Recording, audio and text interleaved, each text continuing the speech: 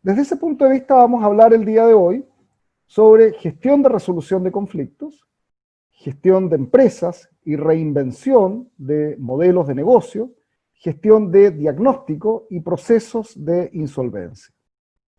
Por mi parte, voy a abrir esta conversación a propósito del conflicto, riesgos y contexto. Creo que hay varios de los que estamos asistiendo a este seminario que incluso nos recordamos de haber visto en televisión cuando se destruía el muro de Berlín, pero nos tocó estar en ese tiempo a tiempo presente y ver cómo se desmembraba un imperio, el imperio soviético. Y hemos visto de manera muy interesante en los últimos años que a imperio depuesto, imperio puesto. Entonces, el surgimiento del gigante económico chino en sus relaciones comerciales ha sido absolutamente determinante. Nosotros hoy día tenemos como principal comprador de nuestra exportación metálica a China. Y eso ha significado un cambio en el eje de poder no solamente para Chile, sino para el mundo.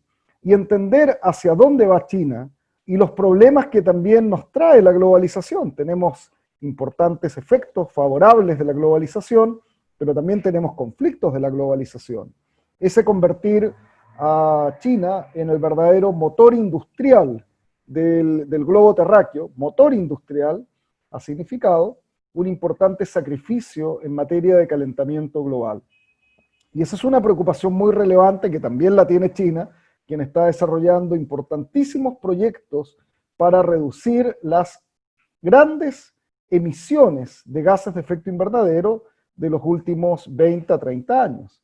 No es un tema resuelto, es un tema en desarrollo. Entonces, tenemos temas que son globales, de gran impacto, vinculados al cambio climático, vinculados a la cooperación internacional en temas financieros, y hoy día en la cooperación internacional en temas sanitarios.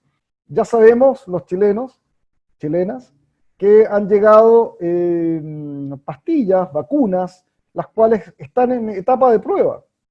Y sabemos que una de las características va a ser que si se comprueba la eficacia de esas vacunas, la cooperación internacional va a ser fundamental para poder abatir esta pandemia. Entonces, la pandemia también tiene un concepto o un impacto de carácter financiero. Sabemos que la paz y el progreso son un privilegio que se construye. Estamos en la Cámara de la Construcción y acá hay muchos socios que, claro, es cierto que esta es una delegación especial porque es una delegación enfocada en la prestación de servicios a la minería, pero eso no significa que a muchos de ustedes les ha tocado en sus plantas, industrias e instalaciones partir de un terreno irregular a tener un galpón, la representación de empresas internacionales, de marca, otorgar servicios de alta calificación en la industria, y de esa manera saben lo que cuesta construir, pero todos sabemos lo fácil que es destruir. Entonces, la construcción de paz, progreso, de relaciones de confianza con las empresas mandantes es de largo tiempo y cuesta mucho desarrollar.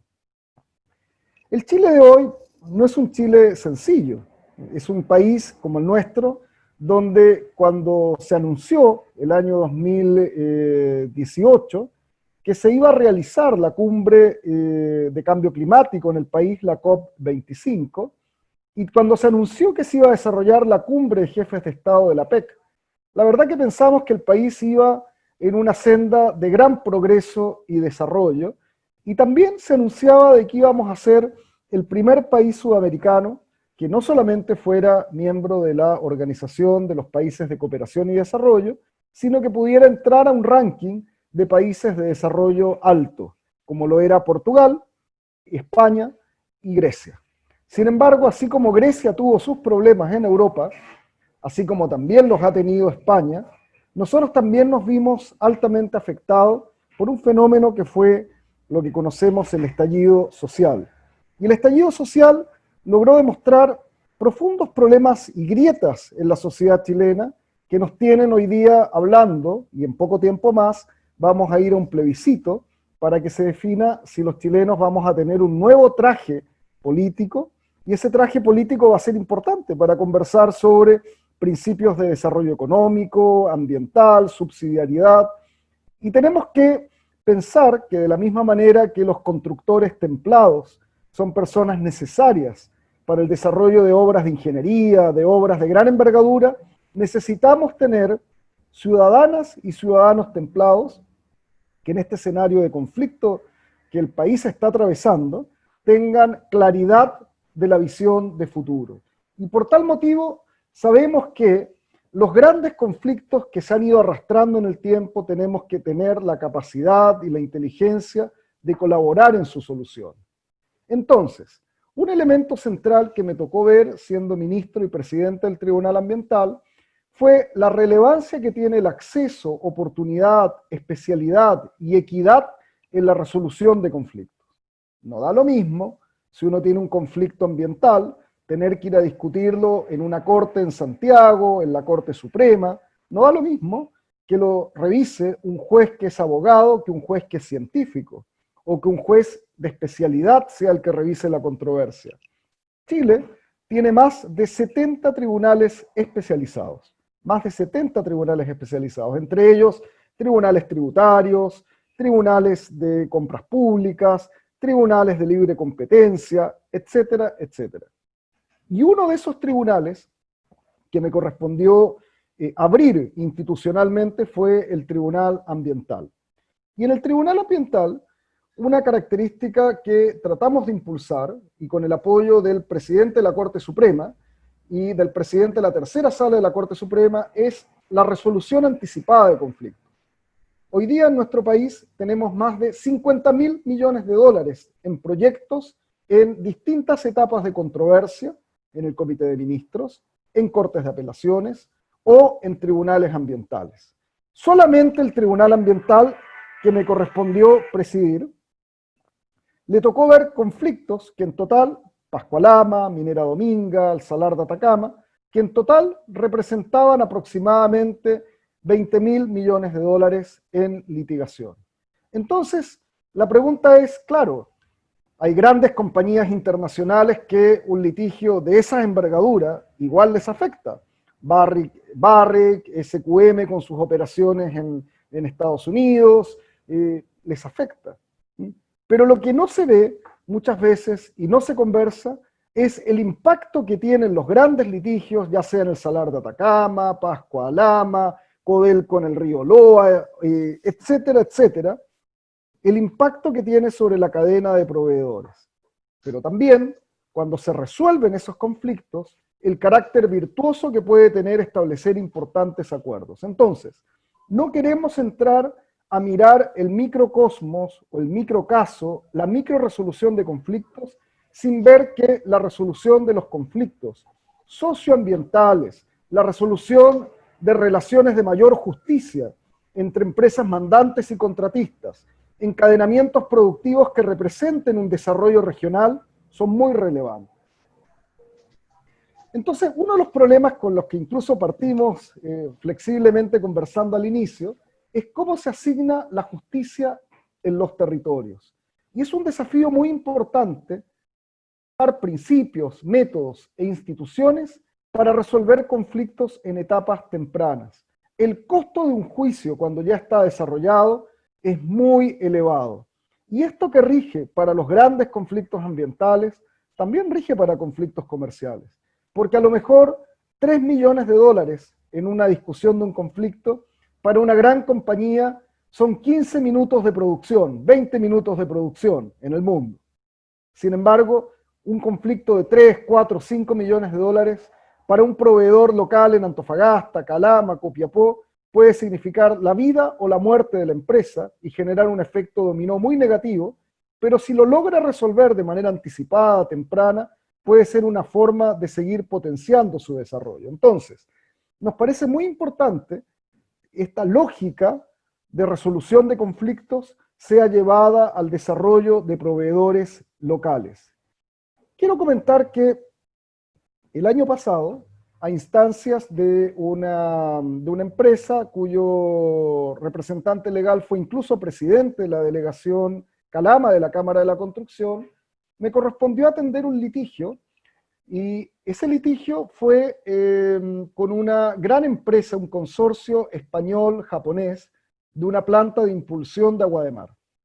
Y ocurre que hubo una discusión sobre el alcance de cumplimiento del contrato con la empresa contratista local. Y para la empresa contratista local, dejar de recibir 2 millones de dólares en beneficios significaba 2 millones y medio, la vida o la muerte de la empresa. Y la manera de resolver el conflicto fue tomando la legislación ambiental. Y ustedes dirán, ¿cómo la legislación ambiental? Ocurre que la ley ambiental chilena, en el cambio que se hizo con la ley 20.417, obligó a que las grandes empresas mandantes o los titulares de proyectos no solamente deben ajustar sus proyectos al cumplimiento de la ley ecológica, protección de humedales, protección de aves migratorias, protección de suelos, sino que también se incorporó que debe haber consistencia, coherencia entre los proyectos ambientales con los planes de desarrollo comunales y regionales. Y acá viene algo que es muy importante. En los últimos años, en los planes de desarrollo regional, no solamente en la región de Antofagasta, en Tarapacá, Atacama, se ha incorporado un concepto del Estado de Chile muy importante a petición de los gremios: desarrollo de proveedores locales. Entonces, no es compatible que un gran proyecto, en el fondo, le coloque el pie encima a un proveedor local, porque eso va en contra de la estrategia regional de desarrollo. Y eso sería fiscalizable por la Superintendencia de Medio Ambiente, y el daño sería no solamente ecológico, no, sería sobre el medio humano. Y no debemos olvidar que por sobre todas las cosas, lo más importante es el medio humano, y que las empresas no son simplemente personas jurídicas inscritas en empresa en un día o en el registro del conservador, sino que somos organizaciones humanas que debemos también ser protegidas justamente en acceso a la justicia y con resoluciones oportunas. Y a contar de esa reflexión y la resolución del conflicto, no en 3 años, sino que en 3 meses, porque cuando invocamos la legislación ambiental, la empresa mandante rápidamente dijo, acá tengo que resolver esto porque se puede armar un problema mayor. Lo interesante es que pudiéramos no tener un centro de mediación, resolución de conflictos y arbitraje en la zona central del país donde existen. Hay a lo menos 2 centros y uno que depende de la Cámara de Comercio, que tiene mucha tradición. Sería muy importante que nosotros en el norte pudiéramos impulsar un proyecto de resolución de conflictos en etapa temprana, como un centro de mediación y arbitraje, el cual no solamente estuviera integrado por abogados que, como pasa en la zona central, llega el fin de semana y son corraleros, van a su campo, o gente eminentemente urbana que no tiene idea de cómo es la resolución del conflicto en materia de la cadena de proveedores mineros, donde algunos, primera vez en su vida, que van a escuchar hablar en un conflicto en la Cámara de Comercio y Arbitraje de Santiago sobre electrowinning, electroobtención, la diferencia entre el sulfuro, el óxido, etcétera, etcétera. Entonces, es muy importante que incorporemos una justicia que sea regionalizada, oportuna, y usar los mecanismos legales para establecer un centro de remediación de conflictos, arbitraje y asesoría. En esa iniciativa estamos, así se lo presentamos también al presidente de la delegación Calama de la Cámara de la Construcción, lo mismo hicimos con la Asociación de Industriales de Antofagasta, y ellos han tenido el interés de que demos a conocer nuestra experiencia y la disposición a ir trabajando en el mediano plazo en la generación de un centro de desarrollo anticipado de controversias bajo el amparo de organizaciones gremiales que tienen un prestigio y características. Esa sería mi primera parte de la exposición, y acto seguido darle oportunidad al colega Álvaro Flores. Muchas gracias, presidente Alfonso Sánchez. Gracias, Daniel. Vamos a la próxima presentación ahora. Gracias. Bueno, buenas tardes ya, claramente a esta altura. Gracias a los participantes. Tal como darle la gracia a la Cámara por esta recepción. Esto nació de una iniciativa hace bastantes meses, que de alguna manera apunta a cosas que mencionaba Daniel, ¿no? Estamos viviendo una realidad distinta como humanidad y que nos está obligando a volver a cierto nivel de valores primordiales que se pueden determinar, principios y valores primordiales. Por eso estamos tan revueltos en términos de ver cómo nos rigen, cómo nos queremos ser regidos. Y, y uno de los valores que se está transmitiendo también tiene que ver con la solidaridad. La solidaridad a nivel económico es algo que se ha perdido. Este es un país en donde en general cada uno se rasca con sus propias uñas. Cada región se trata de mantener en forma independiente dentro de lo posible, a pesar de los centralismos. Y la idea de esta presentación es darle algunos tips, porque la verdad es que cada una de estas presentaciones es bastante larga, y hemos tratado de resumir algo para el empresariado, los emprendedores, que están de alguna manera enfrentados a una realidad donde tienen que reinventarse para poder sobrevivir. La palabra reinvención se ha sido muy ocupada durante los últimos meses, y mi parte de la presentación va orientado a la gestión interna y a la reinvención de los modelos de negocio. Mi profesión me ha podido dar la opción durante más de 25 años de atender muchísimas, cientos de pymes principalmente, pymes y algunas corporativas, y uno se va dando cuenta que existen rutinas y ciertos protocolos que se cumplen independiente del rubro en el que están las empresas. Un poco atrás, por favor, gracias.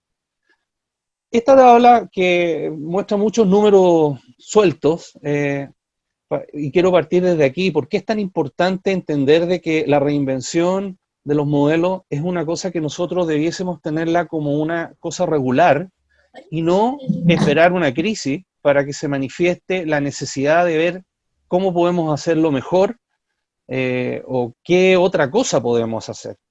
Y esto sucede porque el mundo en sí está siempre en alzas y bajas. Siempre estamos enfrentados a crisis. Y hay ciertos protocolos, ciertos estándares que se cumplen en nuestro país con respecto a la vida real de las empresas. Esta tabla que ustedes ven aquí es una tabla que muestra una categoría en el lado izquierdo donde están las microempresas, pequeñas empresas, medianas y grandes empresas. Y se hizo una medición en un tiempo igual 1 y 7 años después se fue a sacar la misma radiografía a estas empresas. ¿Qué es lo que muestra este gráfico? Muestra que si ustedes se van a las cápsulas celestes, que aquellas empresas que eran micro en el año 1, 7 años después, sobre el 40% seguían siendo micro. Y solo un 4,7% logró sobrellevar y pasar esa etapa, crecer. Pero la tasa de muerte en este proceso es muy alta. Entre los inactivos y las empresas que caen después de 7 años en este tamaño, superan el 50%. Si no, vamos a la siguiente línea, en las pequeñas empresas hacemos el mismo análisis. Más o menos el 40% se mantiene como pequeña empresa y solo un 6% logra sobrepasar esta barrera, crecer. Pero muchas bajan, casi un 20%. Y de nuevo la tasa de insolvencia o fallecimientos, muertes en esto es bastante alta, sobre el 33%. En las medianas, y en la medida que van creciendo las compañías y que tienen mayor estructura, se va dando un comportamiento inversamente proporcional. Se mantienen en las medianas un 34%, pero crecen en una tasa más alta que las anteriores. Igual hay una fuerte tasa de caída. Y en las grandes, bueno, los números también están ahí. Las grandes siguen siendo grandes en casi un 60%. Algunas caen un 20% aproximadamente, e igual hay entre casi un 20% de empresas que no duran, que no sobrellevan esto. Entonces la pregunta es, ¿Qué es lo que hace que una compañía de cualquier tamaño logre pasar a una etapa siguiente? Que es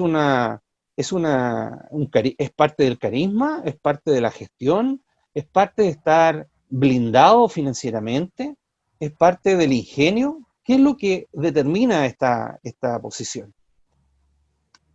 Por favor, la siguiente, Daniel. Otro dato súper importante que le agrega pimienta a este análisis es que hay modelos de negocio que no son para siempre.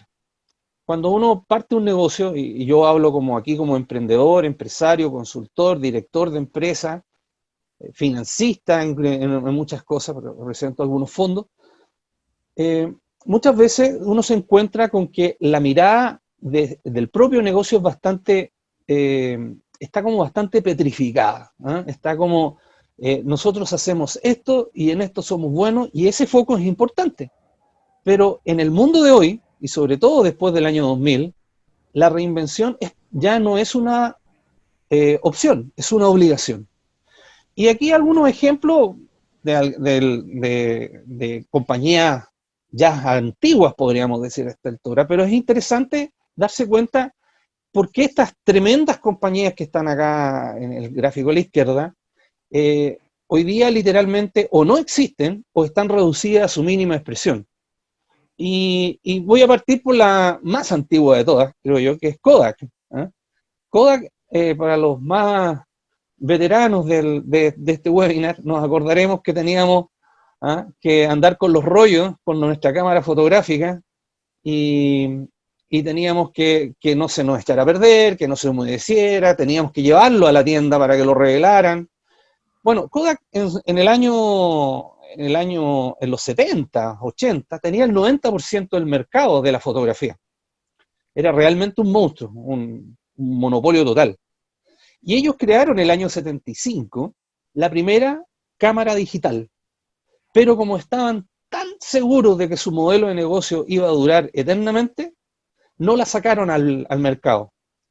Un par de años después, la sacó Sony, la sacó LG, la sacó Samsung, la sacó Panasonic. Y hoy día Kodak literalmente no existe, ¿no? Ese es un ejemplo de modelos de negocio.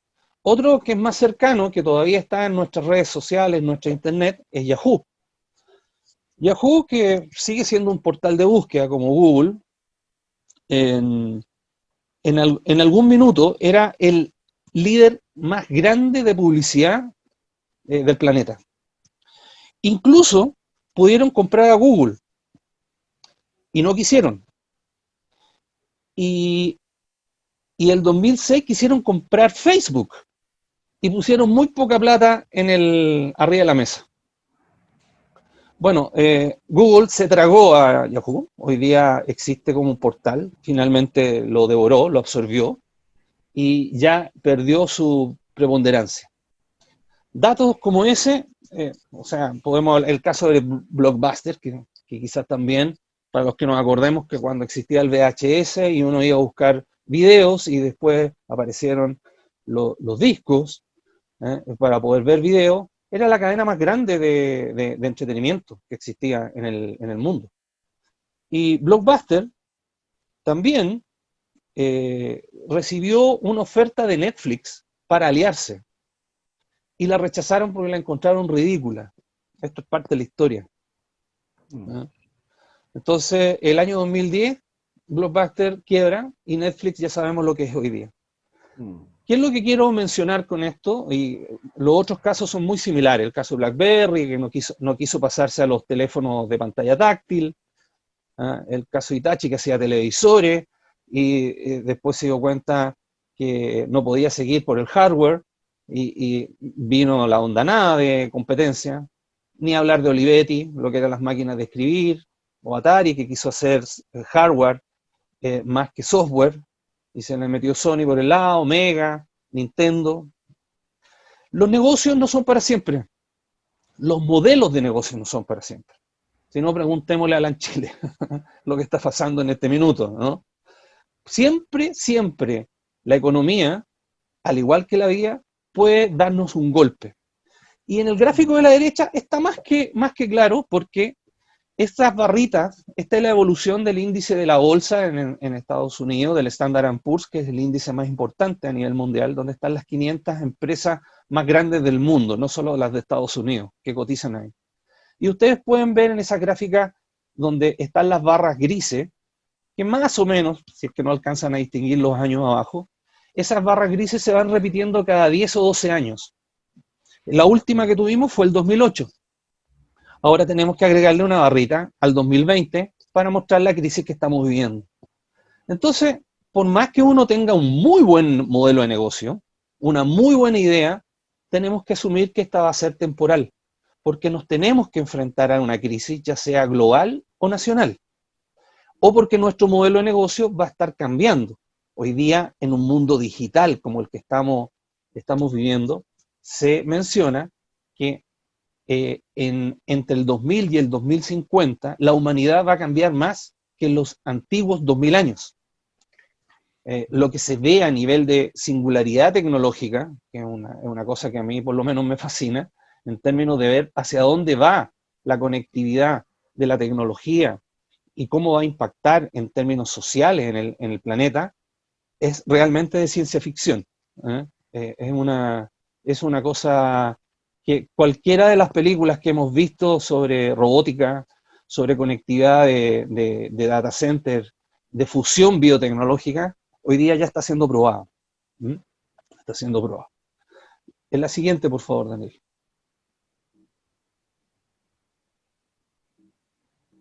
A ver, voy a... Entonces, mientras Daniel hace el giro, lo que se propone como gestión es que, en general, en nuestra experiencia, lo que hemos visto en las compañías chilenas y latinas, principalmente, es que uno tiene que tener conciencia, primero, de que este cambio va a ocurrir. Y por lo tanto, tiene que adaptarse. Tiene que adaptarse y tiene que estar reinventándose. En cualquier compañía, cualquiera, se da este modelo de gestión, que nosotros le denominamos blindaje empresarial. ¿Qué significa? Que estas tres esferas están concatenadas y están en permanente movimiento. Las decisiones que yo tomo desde el punto de vista de gestión, por ejemplo, aumentar la dotación, subir los sueldos, invertir en una máquina, etcétera, cambiar el layout de una planta, tiene implicancias laborales, tiene implicancias medioambientales, tiene implicancias en mi flujo de caja, y como estamos hablando principalmente de empresas pequeñas y medianas, que son el motor de la economía, tiene implicancias en el patrimonio de los socios. Por lo tanto, si yo tomo una decisión en ámbitos de gestión, no es que no me va a afectar en algún minuto, positiva o negativamente. Si yo me blindo financieramente, es decir, armo una estructura que me sirve para poder enfrentar una etapa de crecimiento de mi negocio, donde necesito más capital de trabajo, o al revés, o me blindo para poder enfrentar una caída, una crisis que yo no vi venir o fue imprevista, también tengo que tomar una decisión. Hoy día está muy fuerte, muy fuerte el tema de que con toda la ayuda de los créditos COVID a las empresas, muchas de ellas lograron sobrellevar las primeras etapas de la crisis. Pero en diciembre viene la factura. Hay que empezar a pagar esas cuentas. Y esas empresas hoy día puede que tengan el doble o el triple del nivel de endeudamiento. Entonces, las decisiones de un minuto van a impactar, en algún minuto nos van a ser cobradas. Esperemos que haya algún tipo de gestión al respecto, porque claramente las empresas que recibieron este apoyo no van a alcanzar, a mi juicio, a dar la vuelta antes de fin de año, para empezar a generar esos recursos. Entonces, ¿qué es lo que menciona? Acá hay una decisión financiera que es muy importante. ¿Cómo me proyecto? Ni hablar del punto de vista legal o del punto de vista impositivo. Ayer salió un paquete de ayuda para el tema de la reforma tributaria. Bienvenido, pero a esta altura lo que uno ve en los empresarios es que nos han cambiado tanto la reforma tributaria que sinceramente uno no sabe dónde está parado. O sea, ahora separaron los regímenes, ahora los volvieron a juntar, ahora estamos aplicando una manera. Todo esto tiene un cambio en la contabilidad, en la forma de contabilizar la compañía. Entonces, las empresas que han logrado pasar de una etapa a otra es que han hecho un correcto diagnóstico de estas esferas y saben dónde están paradas y saben cómo se concatenan. Esa es la gran diferencia. Ellos tienen un esquema de gestión, más que una cosa intuitiva o inorgánica. Entonces, y esto funciona perfectamente. O sea, lo hemos visto, y en aquellas empresas que no lo tienen, cuando uno lo construye, logra hacerlas llevar a una nueva mirada, a un 2.0, a un 3.0. Daniel. Entonces, yo les voy a resumir algunas pautas que considero muy relevantes a la hora de poder ver nuestro modelo de negocio y ver cómo estamos enfrentándonos esta realidad.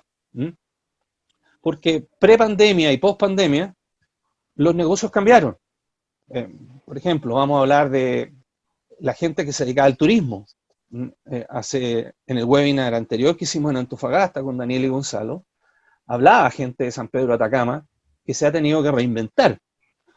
¿Por qué? Porque los flujos de turismo claramente están absolutamente lastimados y van a estar así por mucho tiempo.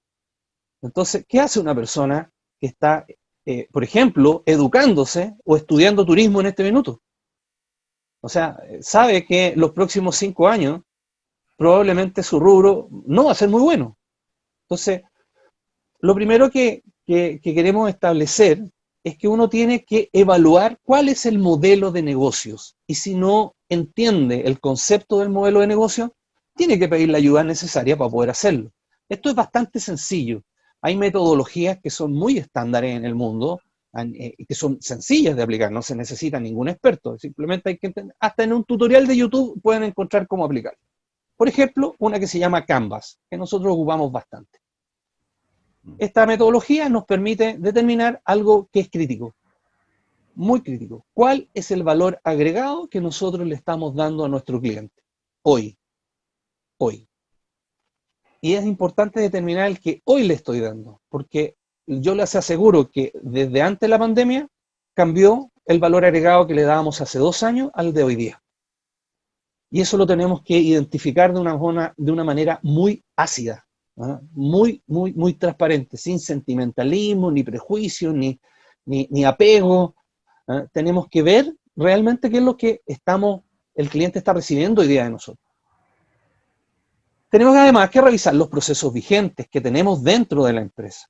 O sea, tenemos que reorientar. Hoy día se habla de que la experiencia de compra de un cliente es mandatoria y se diferencia de la orientación más clásica, que es la orientación hacia el producto. Es decir, yo vendo un producto y asumo que el producto tiene características tan buenas que per se debe venderse y debe venderse bien. Hoy día no es así. No es así. Hoy día es importante el proceso mediante el cual el cliente adquiere este producto. El que sea bueno es ya un hecho de la causa, porque los clientes hoy día son muy exigentes, tienen un nivel de información. Si alguien quiere saber con respecto a la calidad de esto, se mete nuevamente a internet y puede hacer un estado comparado con la competencia casi en línea. Entonces, lo que hace la diferencia la hacen cosas como el servicio. Levantar servicios, justamente lo que acabo de mencionar, como foco comercial. Ahí hay otra metodología que les dejo que se llama Design Thinking, que está en términos de, para los más antiguos, es como una suerte de brainstorming, de lluvia de ideas, como dicen. Aquí hay que ocupar mucha terminología americana, porque viene desde allá todo esto, ¿no? Pero establecer que el servicio tiene un foco comercial que es muy importante. Si yo he vendido aparatos, maquinaria, he vendido esto durante mucho tiempo y con eso ha bastado, hoy día ya no basta. Yo tengo que agregarle un servicio al lado que haga ese valor agregado adicional.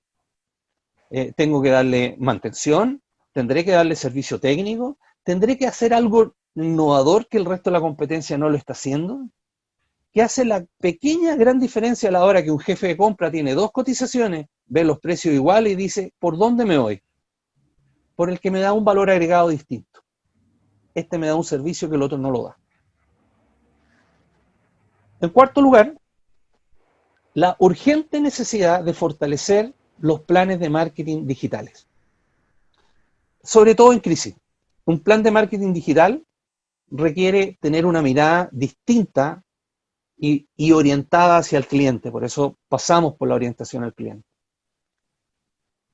Hoy día, tener un plan de marketing no es de los niveles de costos que tenía antiguamente. Un plan de medios, por ejemplo, era carísimo. O sea, ni a salir, pensar en salir en televisión era una cosa de otro mundo, solo para corporativa, radio, etcétera. Hoy día las redes sociales ya se han transformado en redes económicas. Hay muchas redes que antiguamente partieron, y uno dice antiguamente, esto fue hace, no sé, 3 años, pero ya todo va tan rápido que uno debe decir antiguamente con 3 o 5 años hacia atrás. Eran redes efectivamente sociales, de comunicación, de encontrar a la gente, de subir las fotos de la familia, de los amigos, las antiguas, etc.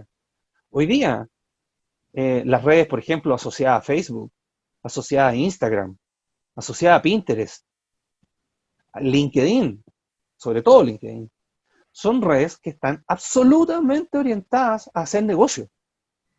Hay muchas empresas que hacen lanzamientos de sus productos nuevos aprovechando los lives de Instagram. Hay campañas muy potentes de análisis a través de los robots de búsqueda que están en Internet.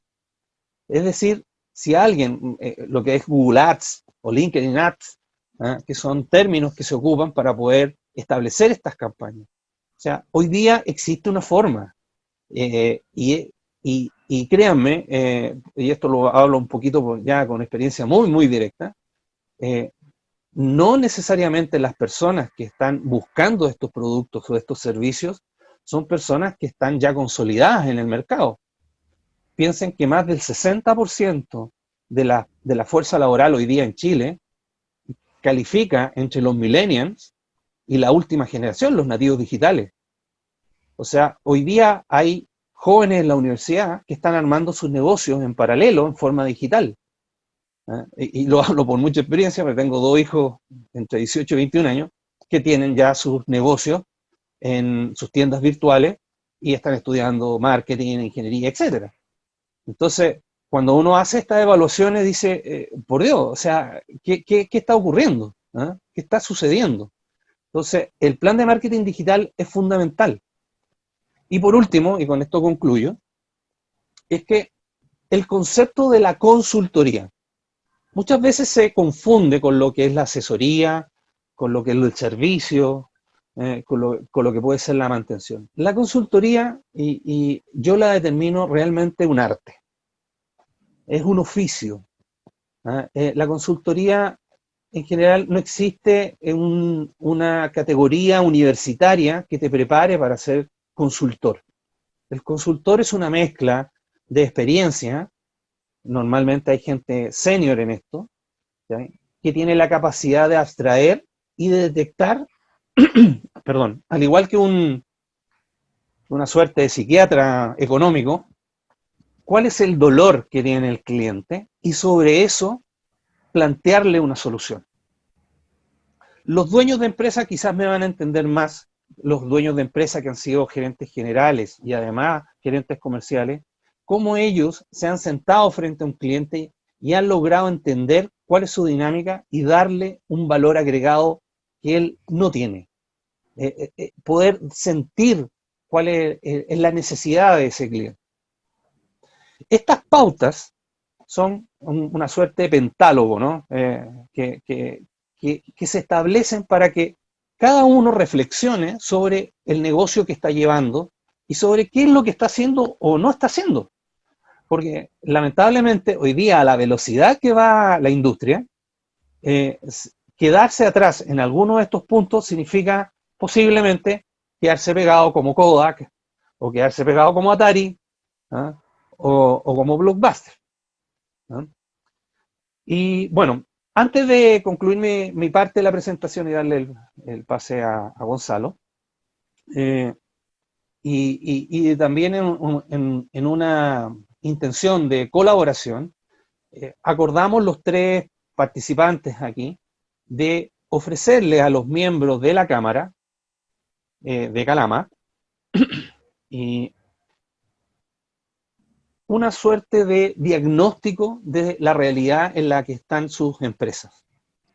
¿Ah? Este es un ofrecimiento que es un diagnóstico que se lo vamos a ofrecer de manera gratuita a quienes estén dispuestos a que tengan una mirada técnica y una opinión técnica para que ustedes puedan tomar decisiones con respecto a qué cosas les puede estar faltando o no. ¿Por qué decimos esto? Porque cuando uno hace un diagnóstico hay dos caminos. El camino de reinventarse y darle fortaleza a la compañía. Pero podría haber un camino que no apunta hacia esa línea. Podría haber un camino que apunta hacia el cambio radical y total, y que pudiese pasar por un proceso de insolvencia, que no es terrible, no es espantoso, si es que se hace bien planificado. Pero antes de saber si me voy a tomar, como en Matrix, la pastilla azul o la pastilla roja, tengo que hacerme el diagnóstico, sacarme la radiografía. Y eso se lo dejamos a la cámara. Es un bonus track del webinar, ¿eh? Como lo conversamos. Si es que alguien lo desea, lo coordinan a través de la cámara y nos lo hacen llegar. Así que le doy las gracias, dejo el pase a Gonzalo.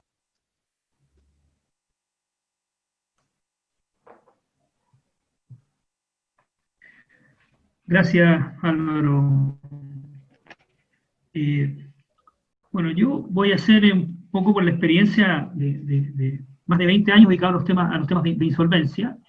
Mi calidad de síndico de quiebra con la ley antigua y ya hace muchos años como abogado especialista en asesorar a empresas en insolvencia, darles una pequeña visión de lo que es la ley y de qué manera, si uno hace un buen diagnóstico, lo que señalaba Álvaro, permite determinar cuál es la situación de la compañía y, en definitiva, saber por qué camino hay que seguir. Ahora, a partir del estallido social de octubre del año pasado y fundamentalmente con la situación de pandemia, muchas empresas, muchas compañías están en una situación de insolvencia.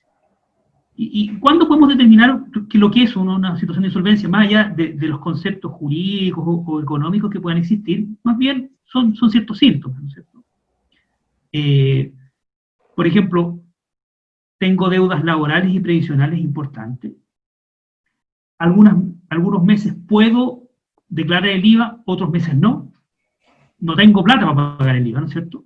Estoy en una situación de renegociar con mis proveedores.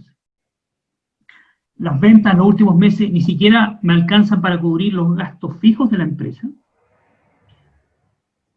Dada esa situación, he tenido que contraer, y aquí me estoy poniendo en el caso del dueño, del gerente general, ¿no es cierto?, que tiene que empezar a distraer o comprometer patrimonio personal para poder seguir, ¿no es cierto?, solventando la situación de la empresa. Y eso básicamente a partir de la insistencia de las instituciones financieras, los bancos, que le exigen, bueno, te aumento la línea de crédito, o ¿no es cierto?, o te doy boletas de garantía en la medida, ¿no es cierto?, de que me entregues algunos bienes personales. Hoy día, recordaba Álvaro en su exposición, hoy día hay un festival de ofrecimientos por parte de la banca de beneficios, ¿no es cierto?, de crédito, no solo los COVID, sino que también otros, ¿no es cierto?, para refinanciar las deudas, etcétera, aprovechar las bajas de tasa. Yo me imagino que muchos de los presentes tienen llamadas de sus ejecutivos que les dice, mire, tengo esta alternativa, por favor, acérquese al banco. Y lamentablemente, ¿no es cierto?, me lleva a situaciones de repente bastante irreversibles en términos financieros. Me siento un poco atado de manos, ¿no es cierto?, prisionero, digamos, de la situación, porque aparte me están llegando, ¿no es cierto?, importantes demandas ejecutivas, ya sea de proveedores, ya sea de bancos, ya sea incluso, ¿no es cierto?, de otro tipo de instituciones. Y como podríamos seguir nombrando algunos otros síntomas. Álvaro mencionaba el tema de la reinversión, o sea, empresas que lamentablemente no se pueden reinventar, o no se reinventaron oportunamente, van a entrar en una situación de insolvencia, también es un síntoma. Esto genera, entre otras cosas, que las expectativas, ¿no es cierto?, de empresas que están, porque además, ¿no es cierto?, a eso se suma la situación del país, ¿no es cierto?, hay caídas importantes en las ventas, han aumentado los incobrables, tenemos la situación, ¿no es cierto?, que el crédito proveedor se puede ir encareciendo, también incluso el tema financiero. Y hay una pérdida considerable del valor de los activos. El otro día salían, ¿no es cierto?, algunos informes respecto a cómo han caído el valor de los activos inmobiliarios en Chile. Hace muchos años atrás era el negocio, ¿no es cierto?, de ofrecer, usted invierta en departamentos, ¿no es cierto?, porque tiene una rentabilidad asegurada. Hoy día, ¿qué rentabilidad asegurada me pueden garantizar en definitiva? Hoy día existe gente, ¿no es cierto?, que el arrendatario se quedó sin trabajo, o hay, ¿no es cierto?, proyectos hoy día, tanto de oficinas como de departamentos, que están inconclusos y que no sabemos quién va a poder, ¿no es cierto?, el día de mañana comprar esos activos. Hay una caída, como se señala, importante del valor de los activos, lo que evidentemente, ¿no es cierto?, va a generar una situación de desarrollo y deterioro patrimonial no menor. Ahora, es importante, cuando se vean enfrentados a una situación de insolvencia como la que les mencionaba yo, es saberse aconsejar correctamente. Un buen asesor debe ser capaz, ¿no es cierto?, de darles un diagnóstico que básicamente es yo diría, un estudio económico, financiero, contable, legal y tributario de la empresa. Debe determinar, ¿no es cierto?, cuáles son los flujos, ¿no es cierto?, que van a permitir viabilizar a largo plazo y identificar con precisión cuáles son las causas de la insolvencia, para tener, ¿no es cierto?, la posibilidad después de poder reunirse con el conjunto de los acreedores. Porque en definitiva las alternativas van a ser bien claras. Puede existir una reestructuración voluntaria de los pasivos, y eso básicamente significa, ¿no es cierto?, hablar con los 3 o 4 acreedores más importantes, que se fijan, ¿no es cierto?, condiciones, ¿no es cierto?, especiales para esos acreedores, entrar en un proceso de reorganización, que lo voy a mencionar más, o derechamente, ¿no es cierto?, pedir la liquidación o quiebra de la compañía, y en ambos casos, muy importante, es hacer un buen plan para el reemprendedor, un buen plan, ¿no es cierto?, que permita el día de mañana, ¿no es cierto?, poder, si el plan B, ¿no es cierto?, fracasa, ¿no es cierto?, o el plan A fracasa, existir la posibilidad de que pueda constituir una nueva sociedad, ¿no es cierto?, pueda, ¿no es cierto?, reinventar su negocio, etc. Ahora, en Chile, y ahí te pido, Daniel, si podemos pasar a la siguiente imagen. Este es un informe entregado por la Superintendencia de Insolvencia y Reemprendimiento, que establece a julio del año 2020, o sea, el primer semestre de este año, tenemos que existen declaradas 987 empresas en quiebra, en liquidación, ¿no? Se llama liquidación, ya sea liquidación voluntaria, que es la empresa, ¿no es cierto?, decide voluntariamente y unilateralmente tomar su decisión de pedir su quiebra o liquidación, o que un tercero, un acreedor, ¿no es cierto?, se la ya llevamos a julio 987. Y ahí hay un cuadro, ¿no es cierto?, que se distingue por regiones, fundamentalmente, ¿no es cierto?, están concentradas, ¿no es cierto?, en la región metropolitana, pero también tenemos a lo largo de todo el país, ¿no es cierto?, quiebra o liquidaciones importantes. Y a diferencia, si pasamos a la siguiente lámina, los procesos de reorganización son bastante pocos, procesos de que empresas que se han acogido a estos procesos de reorganización, que son los antiguos, ¿no es cierto?, convenios judiciales preventivos, a igual fecha del informe que respecto de las liquidaciones, tenemos por parte de la superintendencia informada que solo 30 empresas se han acogido a estos procesos de reorganización.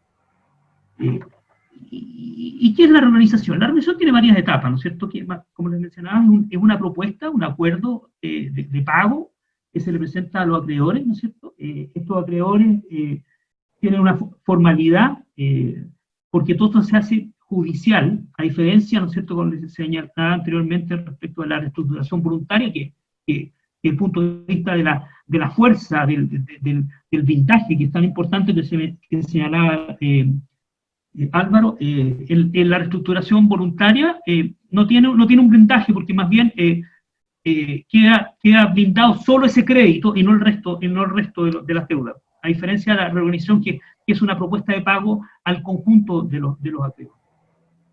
Esto, ¿no es cierto?, este acuerdo de organización tiene que conocerse y pronunciarse por parte de los mismos acreedores, y el efecto es que va a producir, ¿no es cierto?, la remisión, la innovación y repactación del pasivo de la empresa. Se presenta ante un tribunal y se designa por parte de los acreedores en un proceso que está avisado por la propia Superintendencia de Insolvencia y Arrepentimiento. Se designa a un veedor concursal, ¿no es cierto?, que están en una nómina especial, ¿no es cierto?, que son profesionales cuyo objeto principal es buscar, lo dice así la ley, la función principal del veedor es buscar acuerdo entre el deudor y sus acreedores. La ley contempla beneficios importantes a las empresas que se encuentran en procesos de reorganización. Fundamentalmente, ¿no es cierto?, desde la resolución que dicta dar por iniciado este procedimiento de reorganización hasta la junta de acreedores, que en definitiva va a conocer y pronunciarse sobre esta propuesta de pago, establece lo que se denomina el periodo de protección financiera concursal. ¿Qué significa eso? Eso significa que la empresa, durante esa etapa que está en este proceso, ¿no es cierto?, de negociación con sus acreedores, a través del veedor, ¿no es cierto?, que él va avisando, ¿no es cierto?, la operación de la empresa y está buscando todos estos acuerdos, la empresa no puede ser, primero, declarada liquidación, obviamente, y quedan suspendidas toda clase de ejecuciones. O sea, no se pueden iniciar juicios ejecutivos nuevos, y los ya iniciados quedan suspendidos. Además, ¿no es cierto?, por ejemplo, establece que queda imposibilitado, ¿no es cierto?, que le puedan quitar bienes entregados en arrendamiento, ¿no? Ya sea puede ser el leasing o propiedades que se están entregadas en arrendamiento. Se puede pedir la restitución de los bienes. ¿Ya?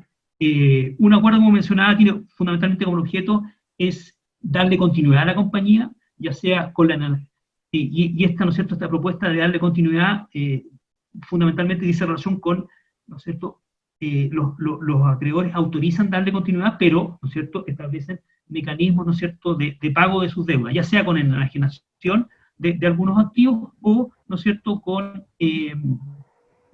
la reestructuración de las deudas. Y eso puede ser de distintas formas, puede ser, ¿no es cierto?, con condonaciones importantes, con remisiones de deuda, etc. Otro aspecto importante de los procesos de reorganización es que, y eso está establecido en la ley, es que permite mantener los contratos vigentes. O sea, los contratos que están celebrados, ¿no es cierto?, por la empresa, que entran en un proceso de reorganización, no se pueden poner términos, ¿ya?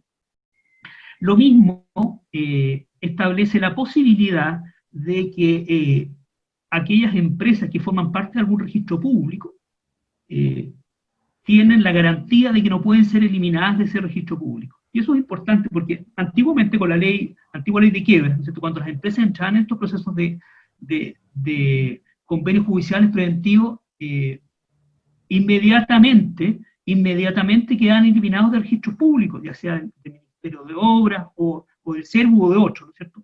Pero hoy día se garantiza por ley, ¿no es cierto?, que se mantiene la posibilidad de que se mantengan en esos registros, ¿no es cierto?, en la categoría que están. Y lo mismo, como les mencionaba, respecto a los contratos que están celebrados, mantienen su vigencia.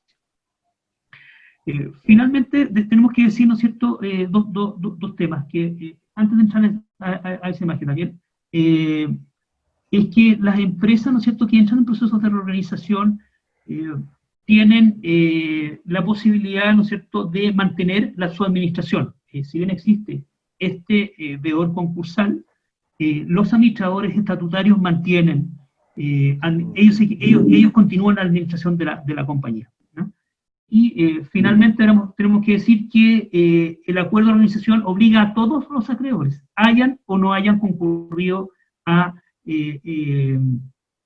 la junta en la cual se vota el acuerdo y se pone en término los juicios, y con este acuerdo es la nueva, ¿no es cierto?, este acuerdo es el texto donde se van a pagar las deudas de la empresa, permite que se eliminen todas las informaciones que están en las bases de datos como DICOM u otras similares. Ahora, y pasamos a la siguiente imagen. Existen empresas que han pasado o se encuentran actualmente en estos procesos de reorganización. La TAM, lo mencionábamos hace un par de minutos, un rato atrás, lo decía Álvaro. Si bien es cierto, se acogió lo que se denomina el capítulo 11 de la legislación norteamericana, en virtud de la ley 20.720, que establece lo que se denomina la insolvencia transfronteriza, la TAM pidió, ¿no es cierto?, en el proceso norteamericano, que en Chile, ¿no es cierto?, se hicieran extensivos los efectos de ese acuerdo en Chile, precisamente porque la ley 20.720 establece lo que se llama la insolvencia transfronteriza. La empresa Broten, se votó la semana pasada el acuerdo de organización, tenía una empresa importante desde el punto de vista de la construcción, un proceso largo, bastante tedioso desde el punto de vista de la negociación que hubo con la compañía. Me tocó participar como acreedor en este proceso, pero finalmente, ¿no es cierto?, se aprobó y la empresa reestructuró, ¿no es cierto?, sus deudas en el plazo, ¿no es cierto?, en el caso estableció, ¿no es cierto?, que deudas, estableció tramos dependiendo, ¿no es cierto?, hasta 20 millones de pesos, todos los proveedores de 20 millones de pesos para abajo podían establecer un plan de pago más beneficioso que los créditos importantes, y los otros, ¿no es cierto?, y a esos acreedores pequeños se les estableció, ¿no es cierto?, un plan de pago de 2 años, el resto de los acreedores se establecieron un plazo de 5 o 6 años. ABCDIM también ya tiene su acuerdo aprobado, funcionando. Empresa, ¿no es cierto?, otra cadena de retail, Corona, está en pleno proceso, ya está designado el veedor concursal, pero todavía y están en plena etapa de renegociación. La empresa constructora Santa Beatriz ya aprobó su acuerdo hace un par de años atrás y está operando normalmente, sigue participando, ¿no es cierto?, en obras de construcción. Y la otra empresa importante es Astaldi. Astaldi no es una empresa italiana, ¿no es cierto?, que entró en un proceso de reorganización en Italia, pero también, ¿no es cierto?, su filial en Chile, que es nada menos que la empresa que está construyendo el aeropuerto de Santiago, también entró en un proceso de reorganización y por los beneficios legales que les mencionaba anteriormente, Astaldi se mantiene en los registros, ¿no es cierto?, del Ministerio de Obras Públicas, y el contrato que tiene con el MOP está absolutamente vigente y está operando, digamos. De hecho, ustedes saben que el aeropuerto está en plena etapa de construcción. Ahora, una alternativa que también debiera evaluar el asesor es la posibilidad o la empresa de liquidar. O sea, y producto de este análisis, de este informe, de este estudio que realiza el asesor, llegan a la conclusión de que la empresa no es viable, es una sana decisión establecer la liquidación de la compañía, la quiebra de la compañía. Sin embargo, esto tiene que también estar dentro del marco de una estrategia, porque en definitiva hay que hacer una preparación del proceso de liquidación. Fundamentalmente, nosotros hay que tratar de proteger a los socios, para que la liquidación de la empresa no sea la liquidación de ellos también en sus patrimonios personales. Esta liquidación, como les indiqué anteriormente, puede ser solicitada o por un tercero o puede ser solicitada voluntariamente por la empresa. En el caso de que sea solicitada por un tercero, se denomina liquidación forzosa, y cuando es solicitada por la propia empresa se llama liquidación voluntaria. Ahora, puede ser que una empresa que está hoy en una situación de insolvencia, está, ¿no es cierto?, estudiando la posibilidad de acogerse a alguna de estas distintas alternativas, exista un tercero, un acreedor que le pida la liquidación. Bueno, la ley establece que esa empresa puede someterse, no obstante, igual a un proceso de reorganización, ya que la ley contempla la posibilidad de que la audiencia respectiva, si se cita para conocer la liquidación, ahí puede manifestar su interés de acogerse a esta reorganización concursal, y ahí se le aplican todos los beneficios, etc. O sea, una empresa, no obstante, está en el proceso de solicitarse la liquidación, también se puede reorganizar. Los efectos de la liquidación es que la empresa, ¿no es cierto?, deja de administrar, a diferencia de la reorganización. La liquidación pasa de pleno derecho la administración a un liquidador, lo que es los antiguos síndicos, ¿no? Lo mismo, ¿no es cierto?, este liquidador asume la representación legal para todos los efectos en los juicios, y algunos derechos civiles la empresa deudora mantiene. Y obviamente puede solicitar algunas providencias conservativas. El efecto más importante del proceso de liquidación, y por eso les mencionaba la necesidad de que a lo mejor hay que evaluar, es que con el término del proceso de liquidación, los saldos de deudas que no se pagaron, producto de la enajenación de los bienes, quedan remitidos para todos los efectos legales. O sea, se extinguen las deudas en un proceso de liquidación. Una vez concluido el proceso de liquidación, ¿no es cierto?, todas las deudas que tenía la empresa y que fueron verificadas, ¿no es cierto?, y que fueron informadas oportunamente en el proceso de liquidación, quedan extinguidas para todos los efectos. O sea, la empresa, ¿no es cierto?, ahí puede reemprender y se puede rehabilitar, lo que es una buena alternativa, buen beneficio. Y para efecto, importante que se extingue para todos los efectos legales, se extingue también para los avales. O sea, empresas, ¿no es cierto?, que tienen avales personales, ya sea los socios o de otros, por el hecho en que la empresa termina su proceso de liquidación, también se extinguen los avales. Como mencionábamos, es importante, tanto en el proceso de liquidación como en el proceso de reorganización, prestar un servicio para el reemprendedor, que significa... No se escucha bien. Fundamentalmente, ¿no es cierto?, lo que significa la constitución de sociedades, establecer nuevos contratos, apoyo, ¿no es cierto?, en la preparación de flujos y otros presupuestos. Y finalmente, quiero dar hacer una pequeña reflexión. En esta etapa, en esta situación, en estos tiempos difíciles, sin duda existe una mejor disposición de parte de los acreedores para encontrar buenas soluciones. O sea, ha existido apoyo de las reestructuraciones, todos estos procesos que yo les he mencionado, ¿no es cierto?, pese que eran difíciles, eran de alguna manera, en otros tiempos eran inconvenientes, entre comillas, para los acreedores. Hoy, dado el escenario de crisis en la que está viendo el país, hay una buena recepción por parte de los acreedores, incluso de la banca, para apoyar en procesos de reestructuración. Por eso es importante no dejar de ver la posibilidad de reestructurar, de reorganizar, porque sin duda, ¿no es cierto?, de esa manera, ¿no es cierto?, se garantiza que no van a haber pérdida para el valor actuales de los activos. Eso quería mencionar, así que muchas gracias a la Cámara por esta oportunidad que nos da, ¿no es cierto?, de hacer nuestra presentación en este webinar.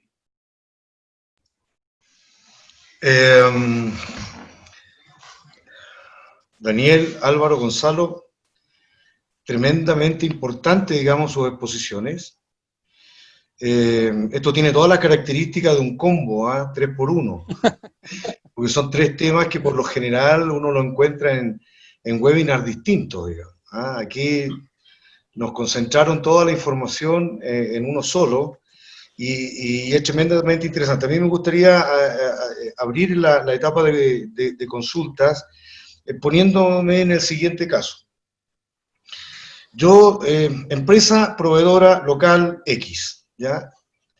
Resulta de que todos sabemos cuál fue el comportamiento de Astaldi hace un tiempo atrás, cuando incluso todavía quedan algunas camionetas dando vuelta por aquí en el proyecto de Chuquicamata, que tuvo un mal comportamiento, digamos, respecto del pago hacia los proveedores más pequeños. Entonces, ahora, ¿no es cierto?, después de esta charla, yo, proveedor X, habiendo sido perjudicado por Astaldi, podría, y este comentario va dirigido a Daniel, ¿no es cierto?, podría yo haber establecido alguna demanda contra Astaldi, a lo mejor con este tips que entregaste, que es tremendamente importante, digamos, de transformar un problema comercial, un problema financiero, en un problema ambiental. Y es muy probable, ¿no es cierto?, que yo haya tenido esa oportunidad. Pero no lo hice porque resulta que no me encontré con Daniel, no tuve la oportunidad de conocer digamos, de conocer esta forma de proceder, y hoy día estoy en la etapa 3. Entonces yo le pregunto aquí a Gonzalo. Resulta que Astaldi se encuentra en una etapa de reorganización, y yo, a raíz de las deudas y del daño que me provocó Astaldi, también podría caer en este minuto, estar en esta etapa de reorganización, producto, ¿no es cierto?, de los daños financieros causados por Astaldi. Entonces nos vamos a encontrar los dos reorganizándonos en algún minuto, ¿ya? Y en ese sentido, digamos, ¿qué opción, cuando ya llego, ¿no es cierto?, a esta etapa de la reorganización, tengo yo, estando reorganizándome, poder conseguir que Astaldi me pague algo, digamos, ya que no hice lo primero?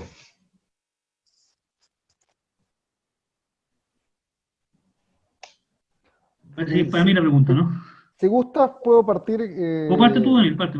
Sí, lo que habría que hacer, primero, no hay que nunca dejar de lado las acciones pensando que están prescritas. Las acciones sobre el cumplimiento de una resolución de calificación ambiental, por ejemplo, si Astaldi trabajaba para una empresa mandante, por ejemplo, puede ser Codelco, Antofagasta Minerals, y la resolución de calificación ambiental está vigente y el cumplimiento ha afectado a una empresa que, de acuerdo con el Plan Regional de Desarrollo, debiese estar protegida o tener un sistema de resolución de controversias adecuado, bueno, habría que estudiar. Esto es parte del ofrecimiento gratuito que hicimos con Álvaro y Gonzalo. O sea, estudiaría el análisis de cuáles son las vías de remediación socioambiental que todavía están vigentes, si hay una resolución de calificación ambiental vigente en la cual Astaldi prestó servicios, porque no hay que olvidarse que muchas de las empresas contratistas y en general están obligadas a tener que entregar pólizas de garantía de cumplimiento del contrato, de fiel cumplimiento del contrato, y habría que ver si esas pólizas están ya retiradas o no, o bien cómo se puede presionar del punto de vista de la empresa mandante, en la cual quizás incluso Astaldi todavía no solamente hace circular camionetas, sino que tiene servicios contractuales involucrados.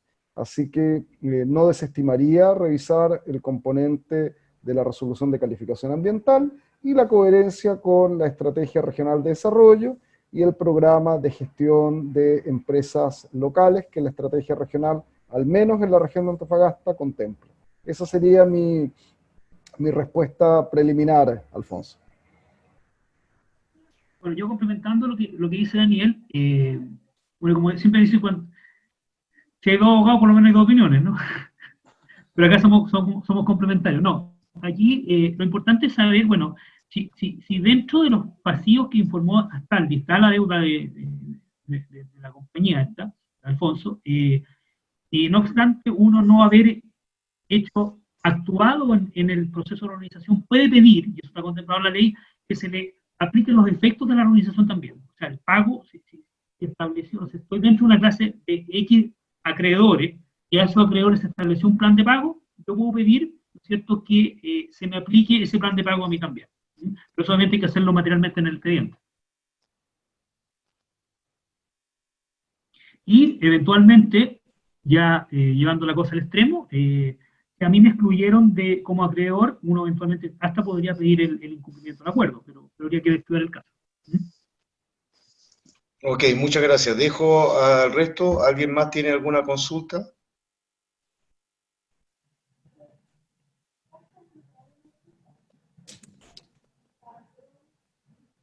Presidente. Don Miguel está pidiendo la palabra. Sí. Hola, buenas tardes. Bueno, yo soy presidente del gremio de los empresarios del LOA y quiero hacer también una pregunta personal. Tengo un conflicto en este momento con la Tesorería General de la República por una de mis empresas.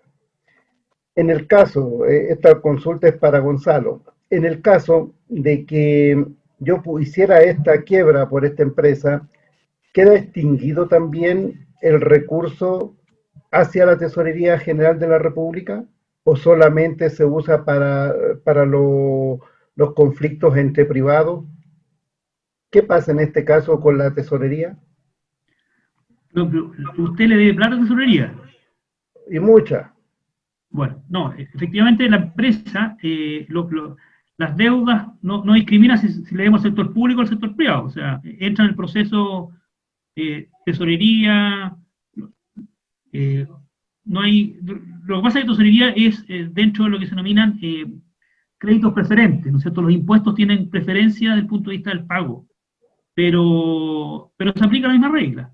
O sea, si usted presenta un proceso de liquidación y ese proceso de liquidación, ¿no es cierto?, tiene determinados bienes, esos determinados bienes, ¿no es cierto?, liquidan y alcanzan a pagar una parte de las deudas, el saldo, sea tesorería, sea el acreedor que sea, porque más importante que sea, se extingue igual. Ah, se extingue igual. Se extingue igual, se extingue igual. En la Ese liquidación, en la liquidación. es la liquidación, sí. Sí. Esa era la ¿Mm? consulta que le tenía que hacer. Muchas gracias.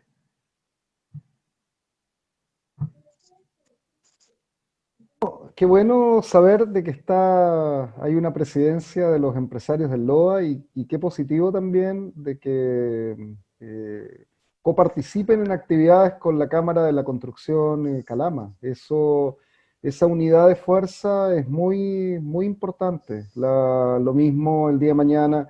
Y sé que también se está generando una red de trabajo importante de los gremios del norte. Eso, porque evidentemente uno no lleva un plano de conversación equilibrada a grandes empresas mandantes si no tiene una organización en red, lo requiere de las autoridades, pero también muestra capacidades de organización en red. Así que los felicito, don Miguel, Alfonso, los felicito por ese pensar en actuar juntos y en este tipo de temas. Gracias, don Daniel. Yo recuerdo claramente cuando en su... Quiero aclarar una cosa muy corta. Acá hay una persona que en el chat está preguntando, que no es miembro de la Cámara, pero es asistente al Zoom, de que si le podemos hacer el diagnóstico y el modelo, sí, obviamente que sí. O sea, Sí. está extensivo a los miembros de la Cámara y a todos los que participaron en este webinar. Perfecto. Algo quería comentar, gracias Gonzalo, algo quería comentar don Miguel. Sí, Recordaba yo, algo.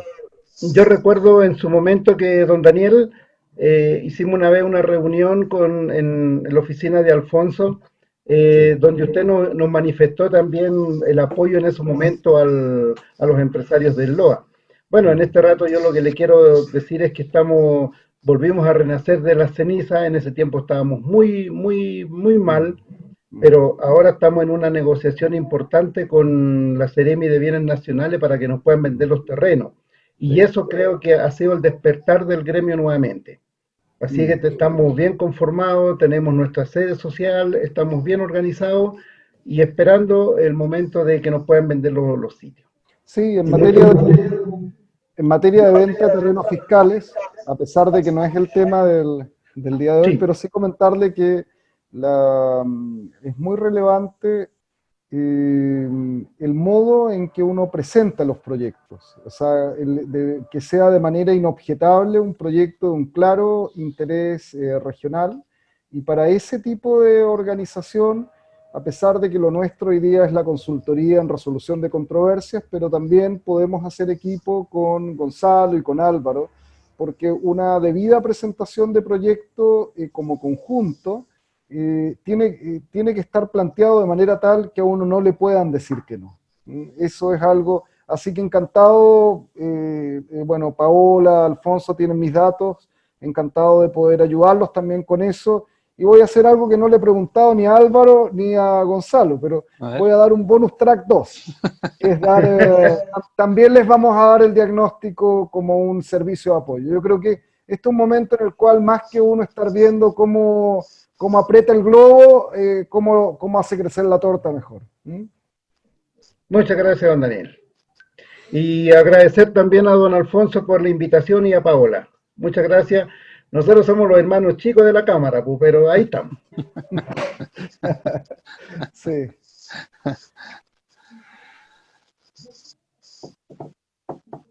¿Alguien más? ¿Alguna consulta?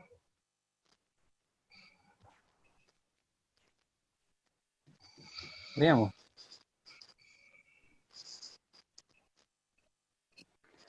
Muy bien. Muchas gracias entonces. Agradecido a ustedes, agradecido a Daniel, a Álvaro, Gonzalo, y bueno, si alguien de los presentes quiere tomar alguno de estos bonus, necesita las coordenadas de Daniel, de Álvaro, de Gonzalo, se ponen en contacto con nuestra gerencia y se lo podemos hacer llegar. Paulita, la dejo con las palabras de cierre.